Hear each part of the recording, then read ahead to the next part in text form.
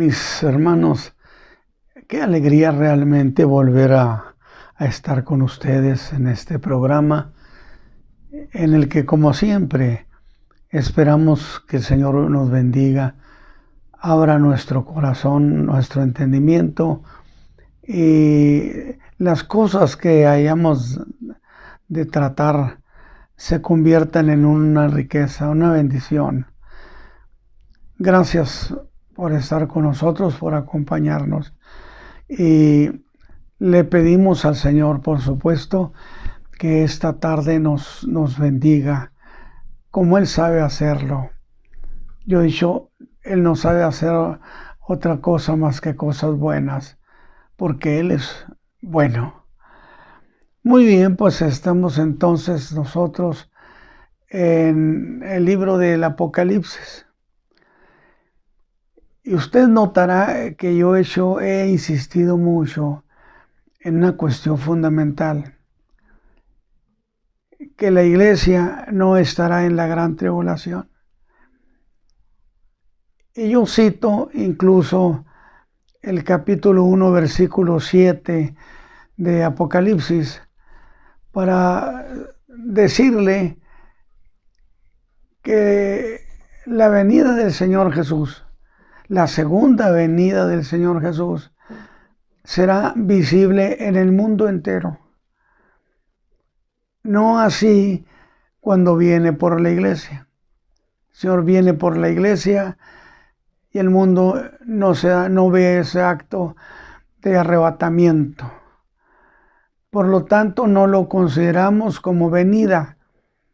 En cambio, cuando vino y el Verbo se hizo carne, habitó entre nosotros, consecuentemente, el hecho de que haya estado aquí en la tierra con nosotros implica primer venida. Mientras que en lo que estamos viendo, cuando venga el Señor Jesús, que venga a la tierra, que establezca su reino, a eso sí le llamamos segunda venida. En Apocalipsis capítulo 1, versículo 7, que hemos estado citando con mucha frecuencia, dice: he aquí que viene en las nubes y todo ojo le verá. Pero usted, como no es lo mismo cuando viene en su segunda venida a cuando viene por la iglesia. Cuando viene en su segunda venida, dice que todo ojo le verá. Y por otro lado, hice énfasis en el hecho de que el libro del Apocalipsis es un libro sobre la segunda venida de Cristo, estrictamente sobre la segunda venida de Cristo, que es cuando ya viene y establece su reino. Y entonces estamos viendo esas cuestiones y hicimos una apreciación de estas cosas. Del capítulo 1 al 3, la iglesia está aquí en la tierra. ¿Qué iglesia? Pues la iglesia de Jesucristo haciendo un trabajo de evangelización. Al terminar el capítulo 3, consideramos que se ha dado el arrebatamiento de la iglesia. Y entonces, hasta ahí se terminan las cosas que el mismo Señor Jesús las calificó. Para empezar, las cosas que han de ser después, es decir, a partir del capítulo 4, empieza lo que llamaríamos la semana profética que falta de cumplirse. ¿A qué me refiero?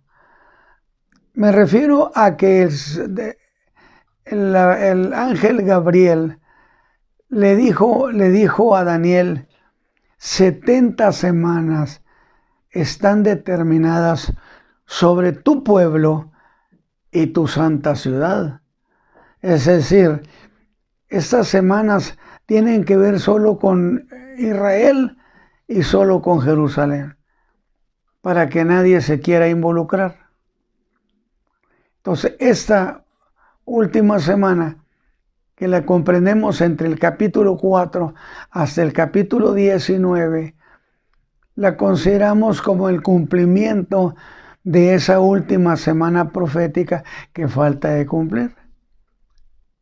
Así que, mi hermano, vamos a seguir avanzando, y yo le agradezco al Señor que me haya concedido la bendición de estar con ustedes de nuevo. De veras es una alegría. Me produce una gran satisfacción el hecho de poder enseñar, comentar sobre estas cuestiones tan gloriosas del Señor Jesús. En su segunda venida, Él viene, se termina la gran tribulación, Él tiene la guerra contra el anticristo, vence a los ejércitos del anticristo y a Él lo manda a un encierro en el abismo junto con el falso profeta,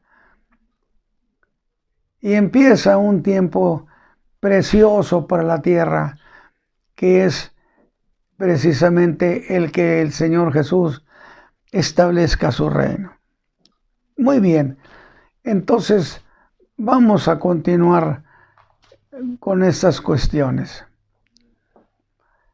Y sin duda, usted tiene muy presente que he hecho mucho énfasis en dos cosas. Una, en lo que tenemos de frase en el Evangelio de Lucas, el llamado tiempo de los gentiles. Y en Romanos, la otra frase, que es la plenitud de los gentiles. Tiempos que parecieran ser lo mismo, pero que no lo son. Y por lo tanto, conviene entender qué cosa es una y qué cosa es la otra. Porque de alguna manera entender eso se asocia con el hecho del arrebatamiento de la iglesia y con el hecho de la segunda venida de Cristo a la tierra. Son puntos de referencia. Ahora, es importante, mi hermano, que usted vea el énfasis, la fuerza que el Señor Jesús pone en sus órdenes, en la fuerza que el Señor pone a eso de vayan y anuncien el Evangelio, diciendo que hay perdón de pecados en mi nombre. El Evangelio de la gracia. Este es el corazón de lo que es el Evangelio de Jesucristo. Porque implica creer en la persona del Señor Jesús. Porque el corazón del Evangelio es creer en su persona. Le dijeron eso la gente. ¿Qué tenemos que hacer para tener esa vida eterna? Que crean en el que Él ha enviado. Es decir, que crean en mí. Es fundamental la fe en la persona del Señor. Y entonces dije, es importante notar el énfasis que el Señor Jesús pone en el hecho de que vayan a anunciar ese Evangelio de la gracia. Tiempo muy notorio, porque no fue el Evangelio a Israel propiamente o solamente. Es el Evangelio al mundo entero. El Evangelio de la Gracia tiene una cobertura muy amplia. Y el Evangelio de la Gracia empezó con la predicación en Jerusalén. El Señor lo dijo, primero Jerusalén, luego en Judea, luego en Samaria y por último, hasta lo último de la tierra. Y en otra parte dijo que fueran con los gentiles, porque esos no habían sido, a ellos no se les había anunciado nada. Se había anunciado el Evangelio del reino, pero en exclusiva al pueblo de Israel, a las ovejas perdidas de la casa de Israel. Mateo 28, 19 lo dice. Ahora, hay que tener muy en cuenta que el Evangelio de la Gracia, escúcheme bien, no es excluyente. El del reino sí. Estamos estableciendo diferencias, puntos de referencia, que nos digan que una cosa no es la misma que la otra. En el Evangelio de la Gracia era ir a todo el mundo de manera indiscriminada. En el Evangelio del Reino sí era excluyente. No vayan con los gentiles, ni siquiera a Samaria, que había un parentesco al parecer. Solamente vayan con las ovejas perdidas de la casa de Israel. Categórico. O sea, no es lo mismo la cobertura del Evangelio de la Gracia que la cobertura reducida del Evangelio del Reino. Y con una proclamación distinta. El Evangelio de la Gracia no es excluyente, es para todo el mundo. Insisto, mientras que el Evangelio del Reino, que era un mensaje que tenía que ver precisamente con el establecimiento, la restauración del reino de David y la instalación en ese reino de un hijo de David. Era cosa diferente. Ese era el Evangelio del Reino, que por supuesto es el Evangelio, es el reino de Dios, definitivamente. Dijimos, era excluyente. Si usted lee Mateo 15, 24, se va a dar cuenta. Era solo para las ovejas perdidas de la casa de Israel. Y voy a hacerle esta precisión para agregarle algo. El Señor Jesús anduvo alrededor de 3 años. A veces se dice 3 años y medio, pero vamos a cerrarnos en 3 años de ministerio del Señor Jesús. Y veamos si en su tiempo del ministerio hubo la posibilidad de que todo Israel fuera enseñado. Si fue evangelizada o no con el Evangelio del Reino. Pues mire, Mateo 9:35 nos dice algo muy interesante. Dice que el Señor Jesús rodeaba por todas las ciudades y aldeas, porque podemos decir, bueno, iba a los lugares grandes, pero había, y aldeas, enseñando en las sinagogas de ellos y predicando el Evangelio del Reino, enseñando en las sinagogas, cuando eran las reuniones en la sinagoga, él llegaba, él enseñaba, Pero había muchas reuniones fuera con la gente, con la multitud que le rodeaba, y entonces les predicaba el evangelio del reino. Yo creo que es muy claro eso,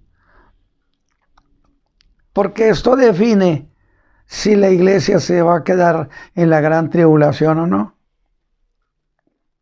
Y yo insisto, note el énfasis que el Señor Jesús pone a eso de ir con todos los gentiles, llevándoles el evangelio de la gracia. Mientras que predicar el evangelio del reino, según palabras prohibitivas del Señor Jesús a sus predicadores del reino, que no fueran entre los gentiles a anunciar ese evangelio.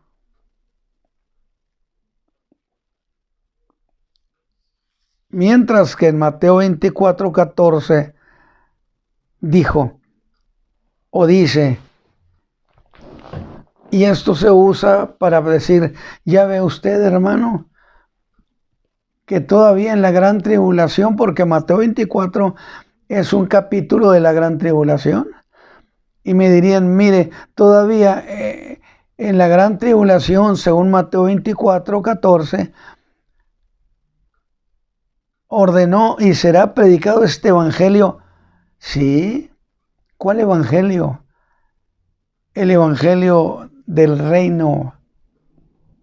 Y ahora sí, a todo el mundo. Pero, ¿por qué? Antes no y ahora sí.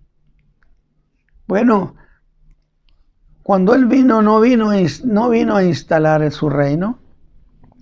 Él vino a morir por los pecados del mundo. Y Él enseñó a Israel lo que tenía que ver con el reino de David. Entonces no involucraba. Mientras que ahora tenemos un caso distinto. Estamos hablando de que está por terminarse la gran tribulación, la última semana está por terminarse, y a cortísimo plazo está para instalarse o restaurarse el reino de David en la persona de su Hijo Jesucristo. Por consecuencia, ahora que ya se va a instalar el reino, hay la importancia de anunciarlo en todo el mundo para que se enteren. ¿Qué es lo que se hizo en Israel? ¿Qué hacía Juan y los apóstoles y Cristo mismo? Hacer anuncio del establecimiento del reino, que insisto, nunca dijo Juan que ya se iba a instalar, sino que el reino se había acercado. Pero el Señor Jesús no vino, esa venida a la tierra, no vino a instalar su reino. Vino a cumplirle a Abraham la vieja promesa de que en él serían benditas las familias de la tierra. Ahora no, ahora el reino se va a instalar. Y entonces tiene que haber quien lo anuncie. Por eso dice que anunciarán el evangelio del reino en todo el mundo por testimonio a todos los gentiles. ¿Cuál sería el mensaje que esos predicadores del reino le estarán dando al mundo? ¿Cuál testimonio? Pues el testimonio de que ahora sí, que el reino ya se iba a acercar, a instalar, que el rey venía, que se arrepintieran. El mensaje que predicaba Juan el Bautista, que no era el mensaje del Evangelio de la Gracia. Y yo creo que con esto ya redondeamos para no tener que volverlo a tocar este punto. Pero volvamos ahora y nos vamos a ir al capítulo 9. Retomamos nuestra participación, nuestra clase, y nos vamos a ese capítulo 9, donde empiezan realmente a suceder cosas extraordinarias. Y no puedo dejar de decirlo, que antes de esto, de este quinta trompeta del capítulo 9, con lo que empieza, dice el 8:13, y miré y oí un ángel volar por medio del cielo, diciendo en alta voz, ay, ay, ay de los que moran en la tierra. Y yo digo, ¿por qué? ¿Por qué causa? Dice, por razón de las otras voces de trompeta de los 3 ángeles que han de tocar. Hasta aquí no había tocado más que 4. A partir del quinto ángel, las cosas se hacen mucho más duras, más violentas. Y ese ángel dice, qué pena, por causa de las otras trompetas que van a tocar. Ay de los moradores de la tierra. Y entonces, ahora con el capítulo 9, a donde nos cuenta que una estrella cayó del cielo cuando sonó la quinta trompeta.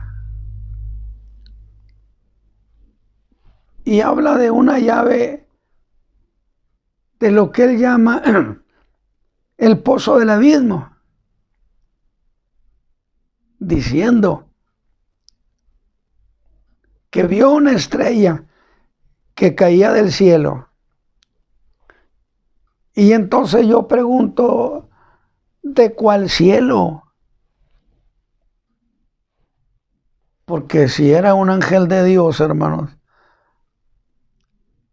pues necesariamente venía del cielo de Dios. Pero si se dice que era un ángel del mal, pues necesariamente vendría de los aires, donde según el apóstol Pablo tienen su morada las fuerzas del mal. Capítulo 6 de Efesios, versículo 2. Ahora, esta estrella que cayó del cielo, desde luego que no es un meteoro. Indiscutiblemente se trata de un ángel. ¿Por qué? Porque se nota su capacidad pensante.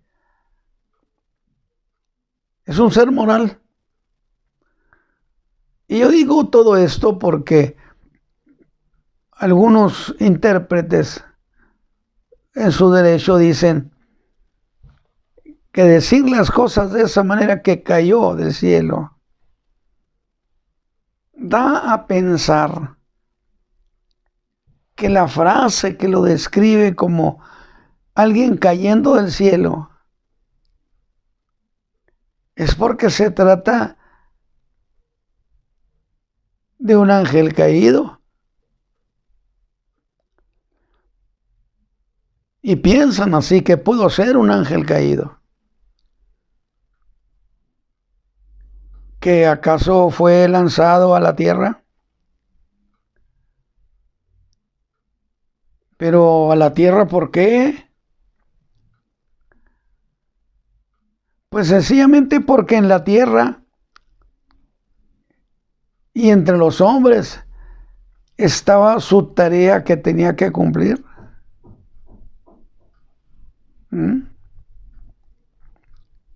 Hacer morir a la tercera parte de la raza humana.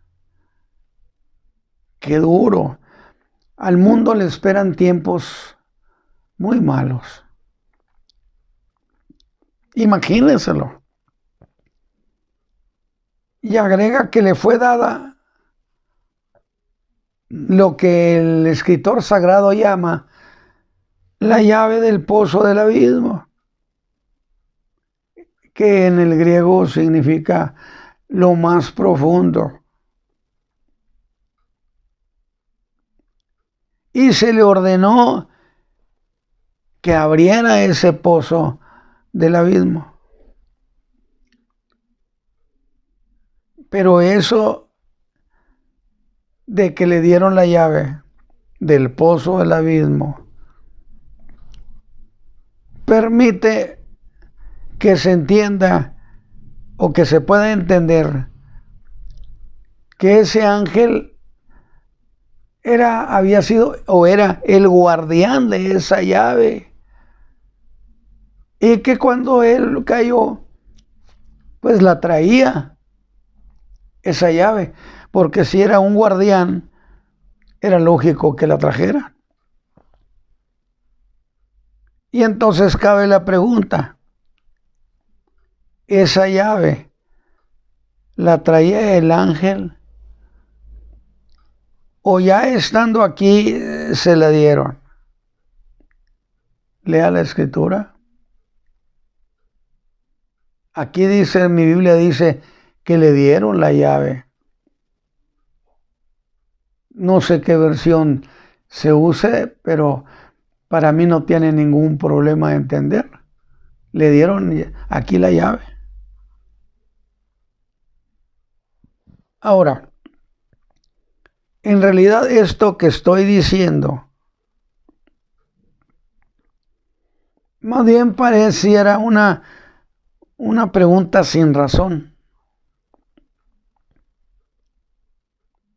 Pero la menciono porque algunos piensan, y tienen derecho a pensar, porque en realidad en profecía no podemos ser dogmáticos. Esta es una regla muy importante, porque siempre la profecía nos sorprende cuando se cumple. Pero sí tenemos cierta certeza. Y lo digo porque algunos piensan que este ángel era, dije, el guarda de esa llave del pozo del abismo. Aunque yo le voy a decir algo, en lo personal, yo no me atrevo a pensar de esa manera. Y en aquellas cosas que tengamos cierta duda, o sea, no seguridad, decía un viejo dicho, ante la duda detente.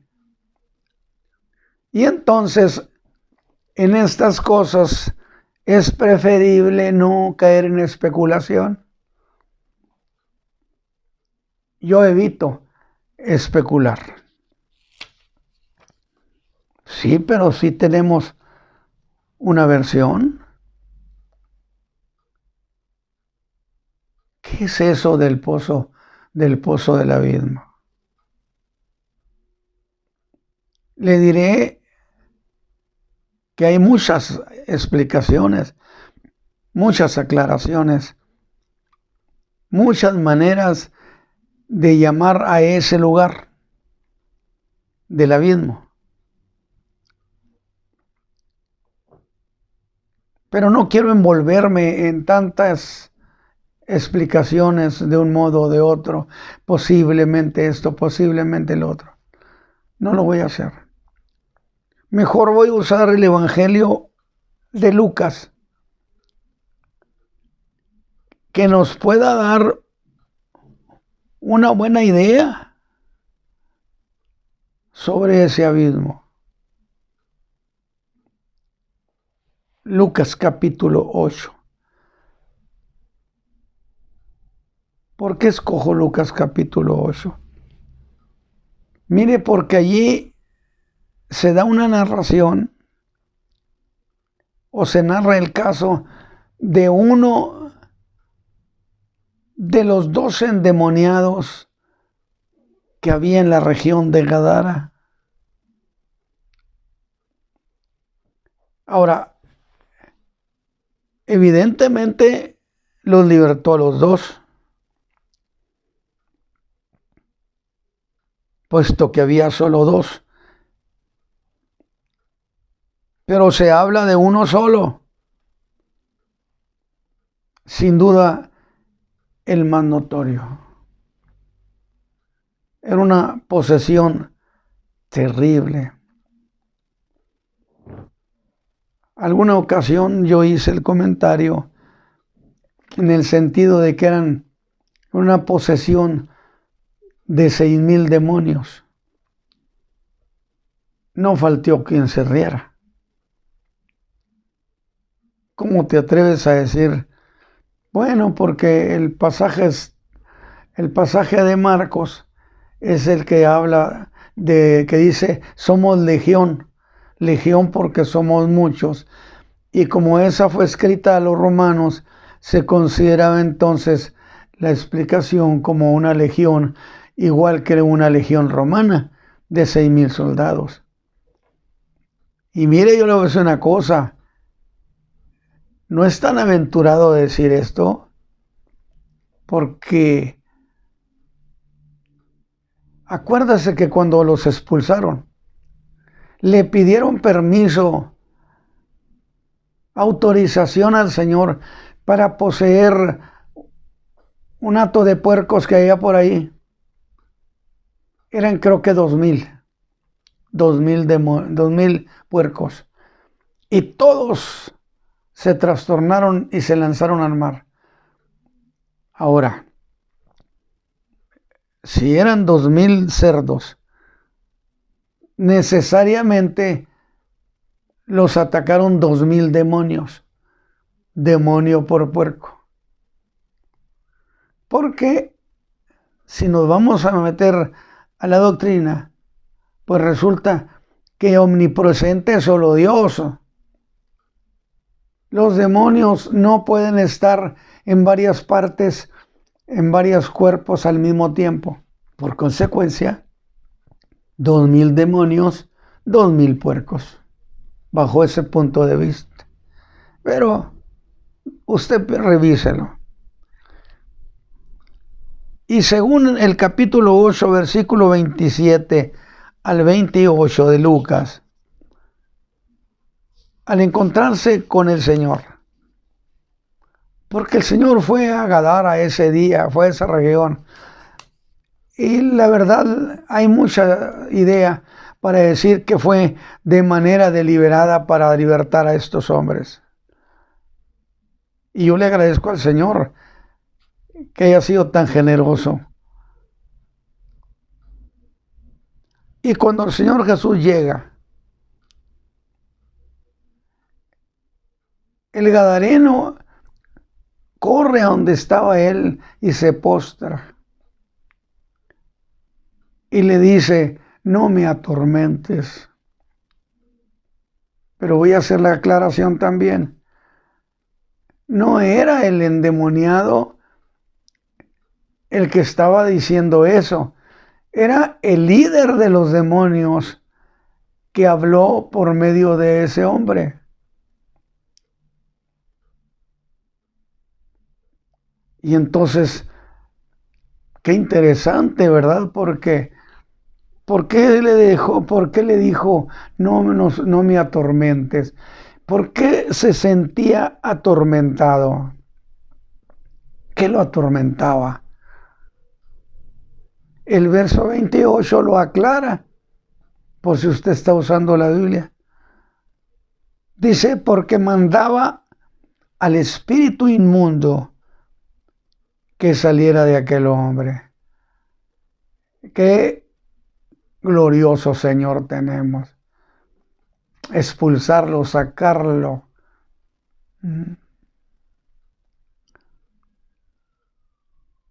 Pero en el verso 31 se descubre algo más. Dice que le rogaba que no los mandara ir al abismo. Demostró pánico, por así decirlo, ese demonio. Mi pregunta sería que tenían información de cómo estaba la cosa allá en el abismo, o ya la conocían, o ya habían estado allí. Una cuestión muy interesante. Y dijo ese demonio en Mateo 28:29, ¿has venido a molestarnos antes de tiempo? Los demonios, eso saben cuando les toca ser lanzados al abismo, a ese castigo. Y apelaron a Dios, hicieron defensa. Y es una de las cosas que yo debo decir. El Señor Jesús no los envió al abismo, aunque podía haberlo hecho en un acto de soberanía, exigirles, ordenarles que se fueran al abismo. Y entonces yo digo, qué interesante, qué clase de lugar es ese tan terrible. Pues que cuando el ángel abrió el pozo del abismo, ahora sí que, como dijo alguien, olía a azufre y fuego. ¿Cómo estarían? Un viejito predicador dijo que estaban endemoniados. Sin duda que sí. Pero volvamos a ese ángel que cayó del cielo. Se le ordena que abra el pozo del abismo. Y lo abre. ¿Y qué pasa? Note usted una cosa.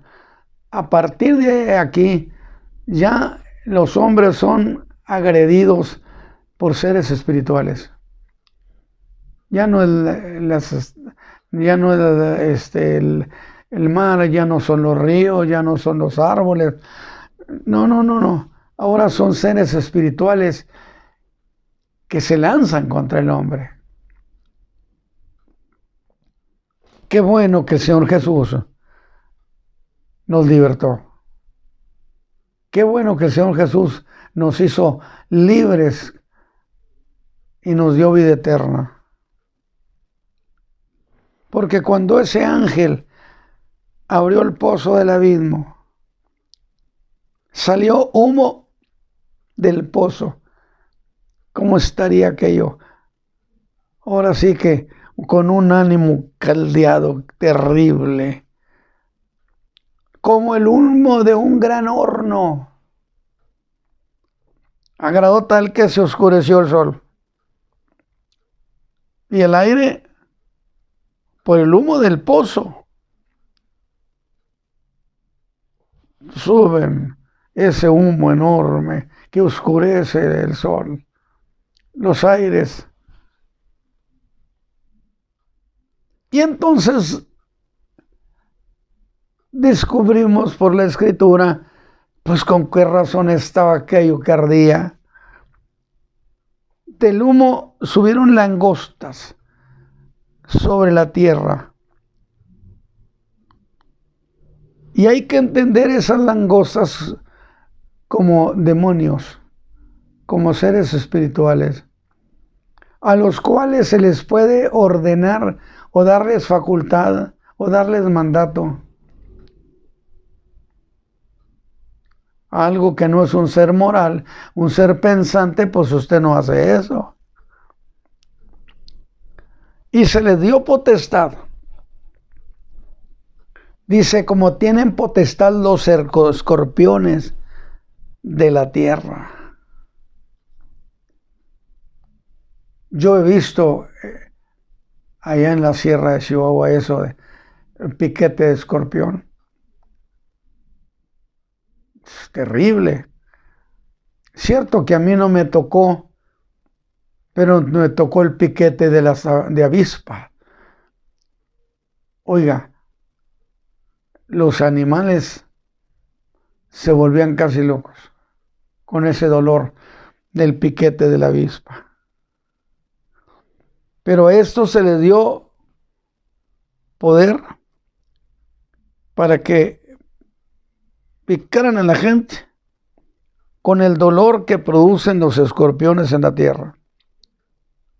Y les fue mandado, es lo que le estoy diciendo. Son seres inteligentes, seres morales, seres pensantes. Y no hay más que los ángeles de Dios, ¿sí? O los que son demonios, pero son seres pensantes.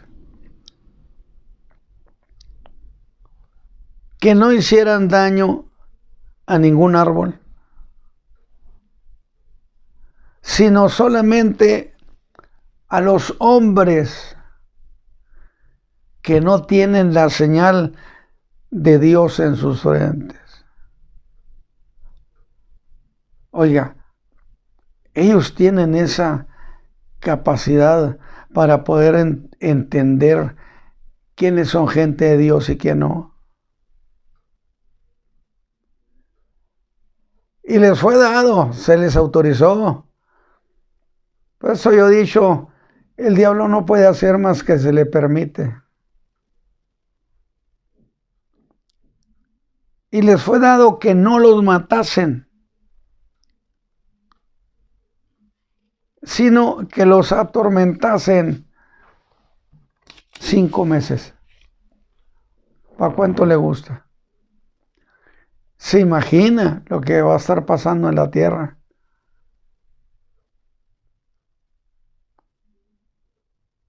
El versículo 6.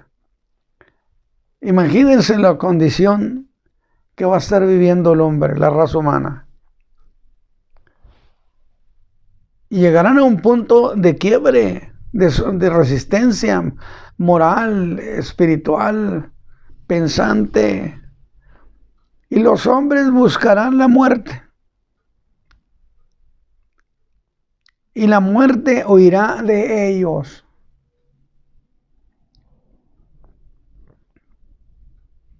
¿Qué cosa es la muerte? Que obedece a esas langostas. El hombre quería morir. La muerte estaría dispuesta, pero esos demonios no se lo permitieron. Y la muerte huyó de ellos. Volvemos a preguntar, pues, ¿qué cosas son esas langostas? Ahora, en realidad es una figura. No significa porque habla de que son como de caballos y que tienen... No será propiamente así. Pero son figuras con las que se expresa cómo eran.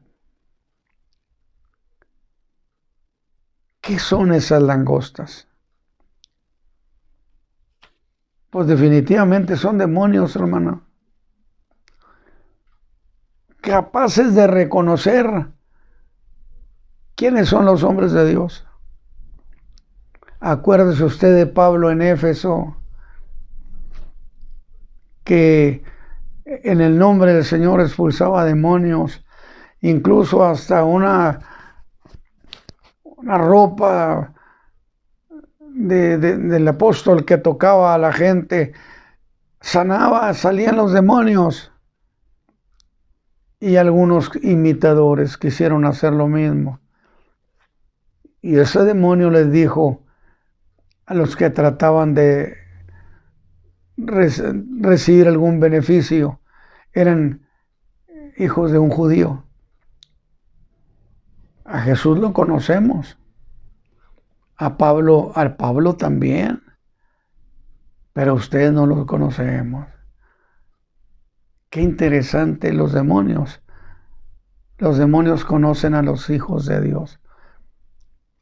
Y usted tiene autoridad y facultad, si es un hijo de Dios que guarda su vida, usted tiene facultad de ordenarles. Ellos no pueden hacer lo que quieran. Pero ustedes, ¿quiénes son?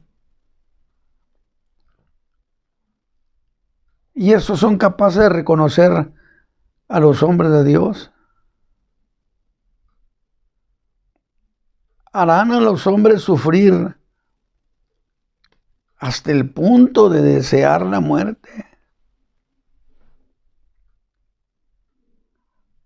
al grado que la buscarán y no podrán morir.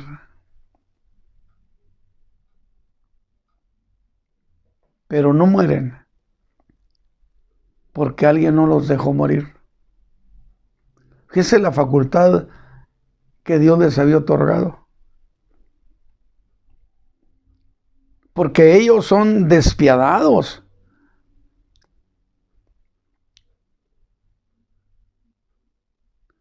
Y tienen por rey a un ángel, que es llamado el ángel del abismo. Es un rey. Dentro de ese abismo donde hay esas entidades espirituales terribles, ahí hay uno que la hace de rey, llamado el ángel del abismo, que significa destructor. En hebreo llamado Abadón y en griego Apolión, que significa destructor.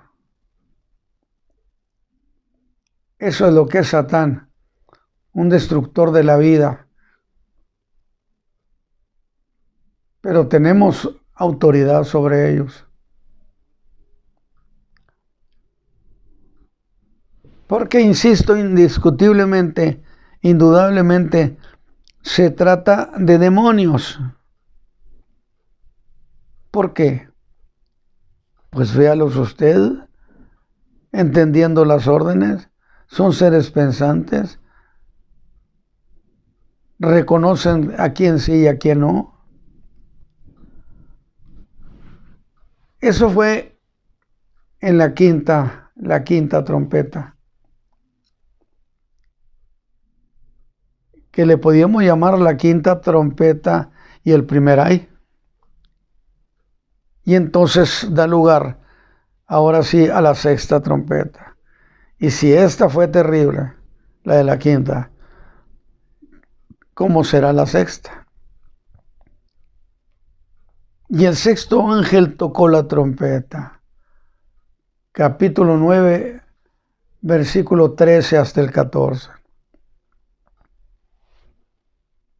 Que entonces podríamos decir,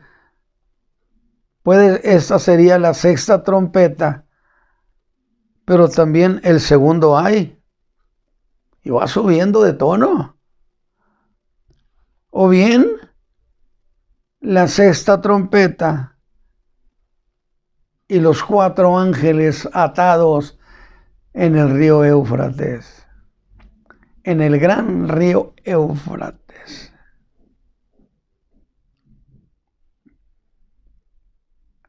Ahí estaban atados 4 ángeles. ¿Desde cuándo? Y estos van a ser liberados. Pero en realidad, pues, ¿qué clase de ángeles terribles eran estos? Estos eran altamente dañinos, perjudiciales. Y los ataron.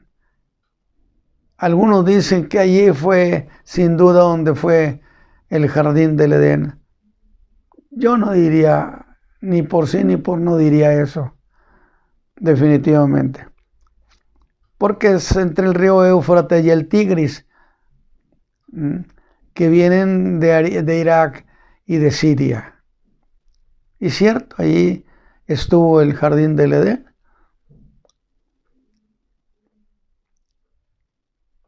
Pero no olvidar el verso anterior que dice: el primer ay es pasado.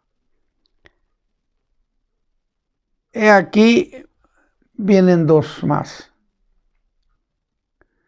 Y el 13 dice: ahora, ¿qué uso le puedes dar a esta información? Claro, te puede enseñarle a gente para que vea el peligro que corre la gente sin Cristo. Úselo para eso. Y vienen dos ayes. Y el 13 dice: y el sexto ángel tocó la trompeta. Y oí una voz de los cuatro cuernos del altar de oro que estaba delante de Dios, diciendo al ángel que tenía la trompeta, le dijo: desata los cuatro ángeles que están atados. Y miren lo que dice: en el gran río Éufrates, río que se secará en los días de la tribulación. Pero aquí le está llamando el gran río Éufrates, que algunos escritos del tiempo antiguo decían que, creo que el que escribió Anábasis, Genofonte, él dio ciertas medidas de que era de 60 metros de ancho y 30 de profundidad. Era un gran río, el gran río Éufrates. Desata los cuatro ángeles que están atados en el gran río Éufrates. ¿Cuántas cosas se estarán revelando en esos juicios de Dios a la tierra? La gente tendrá temor. Y fueron desatados los cuatro ángeles que estaban aparejados. Ellos fueron los que en realidad manejarían o ordenarían a ese grupo de langostas, que después verían como jinetes, que estaban aparejados para la hora y día y mes y año. Pero mire lo que dice ahora: para matar la tercera parte de los hombres. ¿Qué le parece? La tercera parte de la raza humana. Qué odio tan grande tienen esos seres espirituales. Con un placer, sin duda, destruyeron, mataron, le quitaron la vida a la tercera parte de los hombres. Y la propia pregunta sería: santo Dios, pues qué clase de ángeles son estos. A grado tal que los tuvieron que atar, porque estaban atados aquí en la tierra y en el río Éufrates, que por cierto, a la ciudad de Babilonia, que está junto al río Éufrates, en la escritura se le menciona como morada de demonios y de espíritus inmundos. Capítulo 18, versículo 2. Imagínense la sorpresa que habrá llevar el mundo, los hombres, la raza humana. Y en Juan, cuando está viendo eso, tiene una visión cuando esos ángeles han sido desatados. Ángeles que tenían la tarea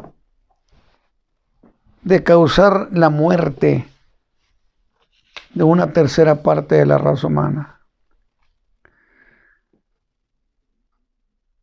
Qué espantoso. y vio un ejército de jinetes que eran como 200 millones. Desde luego que esto es para pensarlo bien. ¿A dónde iban a caer verdaderamente? Si fueran verdaderos caballos, ¿dónde iban a caber 200 millones de caballos? Y describe a esos caballos como teniendo cabezas de leones y colas semejantes a serpientes. Desde luego que como lo está planteando la Escritura, esos jinetes no son jinetes comunes, lo que nosotros conocemos como caballería, como jinetes. Y los hombres desearán morir y no lo lograrán. Pero aquí hay un detalle importante. En esos días, la idolatría se incrementará.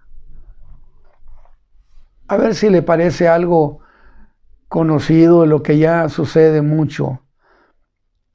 Versículo 20, 9:20. Y los otros hombres, dice, que fueron muertos, que no fueron muertos con estas plagas, aún no se arrepintieron. El que no se quiere arrepentir no se arrepiente. No se arrepintieron de las obras de sus manos, siguieron haciendo el mal, para que no adorasen a los demonios. No me diga que no es adorar a los demonios, no es un culto al satanismo. Y a las imágenes, ándele, siguieron adorando las imágenes de oro y de plata y de metal y de piedra y de madera. ¿Ha visto eso? ¿Existe eso? Abunda. Pero mire la definición que hace. Las cuales no pueden ver, ni oír, ni andar.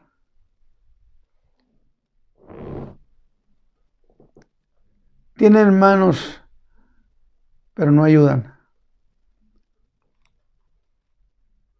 Decía Agustín de Hipona a los que adoraban las imágenes, seres humanos, animales, todas esas formas. Dijo, si cuando las están adorando cobraran vida, la gente saldría espantada por toda la tierra. Saldría espantados. Pero tienen ojos, pero no ven. Tienen oídos, pero no oyen. Tienen manos, pero no ayudan. Mientras que nuestro Dios glorioso tiene oídos y oye. Tiene boca y habla. Tiene manos y muchas veces castiga. Ciertamente, sí. Pero cuando lo necesitamos e imploramos su misericordia, esas manos se extienden y nos levantan de la nada. Yo prefiero el Dios de los cielos, que tiene ojos y ve, que tiene oídos y oye, que tiene manos y ayuda. Pero a pesar de lo que hemos visto aquí, lo terrible de las manifestaciones demoníacas, dice que la gente siguió haciendo lo mismo en el pecado, adorando a los demonios.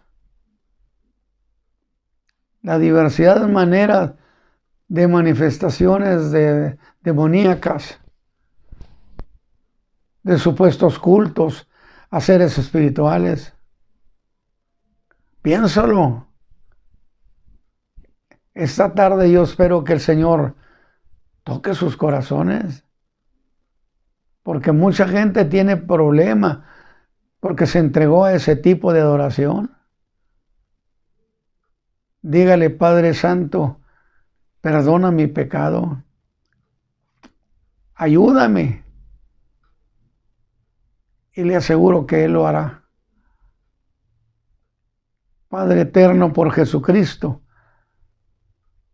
te damos gracias porque fuimos libertados del mal. Gracias por tu Hijo que se entregó por nuestros pecados. Danos un día de tu gloria. Por Cristo Jesús. Amén.